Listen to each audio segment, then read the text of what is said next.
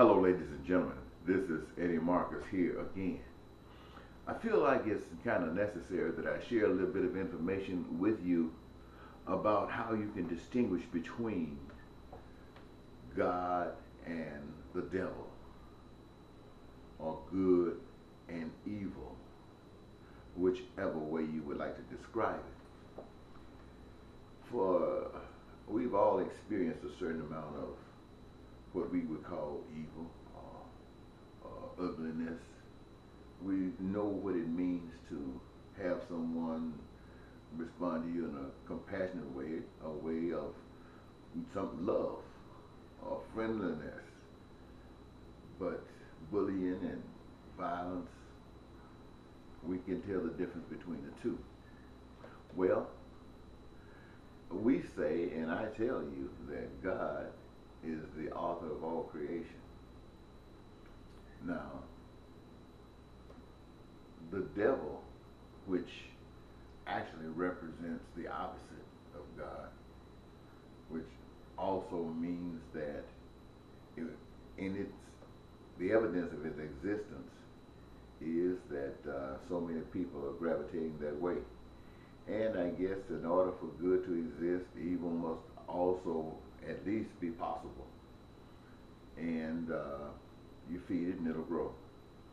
So what we have is these two extremes, and it appears that each extreme wants obedience, wants allegiance, wants to be the reason that you respond to life the way you do. God, the one that we refer to, or I am referring to as love, and I say love is because it reaches out to all people, not just a specific group like you have heard someone say, the Jew. No, in one particular person. It didn't matter whether you were a beggar, a bum, or a priest, or the Father's God. Respect for you is the same. That is what God of love is like. And the God of love also allows you to make choices. Now, there are precepts and rules and regulations that govern paradise, that govern heaven, whether it's on earth or some other place. There are rules and regulations that govern it. And you have the right to know what those rules are. But you also have the right to abide by them or not. And according to God's way of doing business is that you plant the seed and you reap the fruit. You do that which produces peace, and there will be peace. You do that which produces chaos and violence and war, and there will be violence, chaos, and war. That's the way God leaves it. It leaves it in your hands. And the hope is that you learn to distinguish between the ways of your action, and that you would choose to be a part of that which is loving, and not a part of that which is selfish and draws you to do things that creates pain and suffering. Well, the efforts are always right there in your hand. But on the other side of the coin, on the other side of the way of life, Satan's rule. Satan doesn't give you the opportunity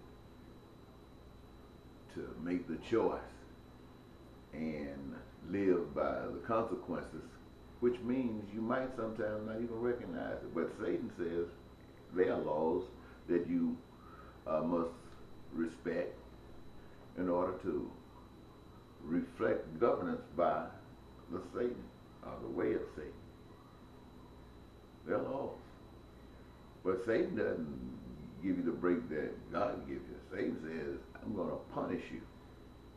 And the punishment is going to be strict and fast.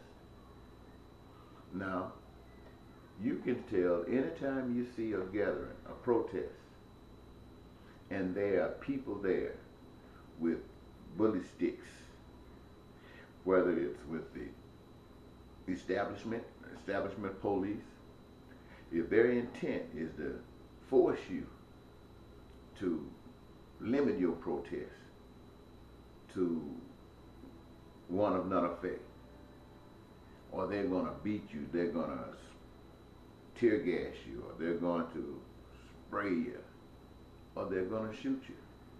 This is a reflection of Satan. Here you have a group of people who are dissatisfied with the way business is going on. There are a lot of people who are satisfied, but these people who are protesting are dissatisfied. And their protest is to bring attention to all of those who seem to be satisfied that something must be done. Something must be done. But Satan says, no way. You're going to have to take this. And if you get angry, then you got these guys who are ready to beat you down. Probably throw you in jail. And now they've got to the point where they will beat you and shoot you. That's what will happen today. Force. Now, the people who are satisfied with the way things are going on really think that those who are protesting are wrong. And they are against those who protest. They are against them because that is the way of selfishness. That is the way that the Luciferian principle works. That is the way of Satan. That is the way of darkness. That is the way of evilness. But the people who have accepted that way don't know it. Only the higher ups know it. It's like being a member of the secret society called the Masons. When you got those guys who come in at that lower level, they really think that this is a great Christian organization that has a reputation of doing good nationally and internationally. That they represent being smart, and they have such accolades that are expressed throughout the world, not just in America, but throughout the world. And so they come in and they symbolize to other guys the same thing that I've just mentioned to you that they believe. But within that organization, higher on up, they have a whole different program going on. Secret. These guys down here who I just mentioned don't know nothing about it. And even beyond that group, there's another group that has more secrets. And up there really, what you have is Satan sitting on top, sucking people up. Isn't it amazing? And that's why people can sit back on the side of Satan and watch other people suffering at what Satan is doing, and these people will blame the people that are suffering. They'll find some way to make the people that are suffering responsible. Now, I want you people to know who are satisfied with your life and not paying too much attention to the pain and suffering out there. I want you to know, listen to me good, you are empowering Lucifer. You are practicing the principles of darkness. You have evidence, the people that are suffering. How many of the suffering people would you want to exchange places with? None. So you have no vision, no compassion whatsoever as seeing them as you see yourself. Well, there's nothing wrong with that. It just means that you're not on the path with God, not the God of love. So you have been warned. Jails are filled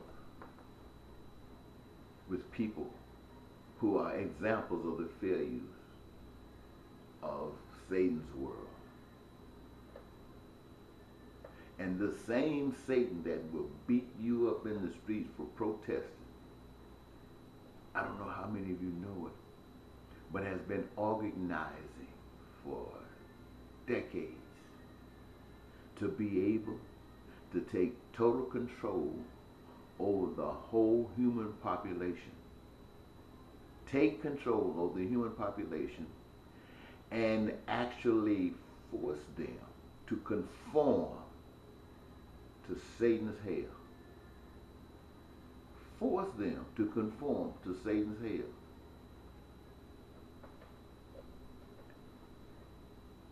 And he's winning. And all God is saying, wake up. Wake up.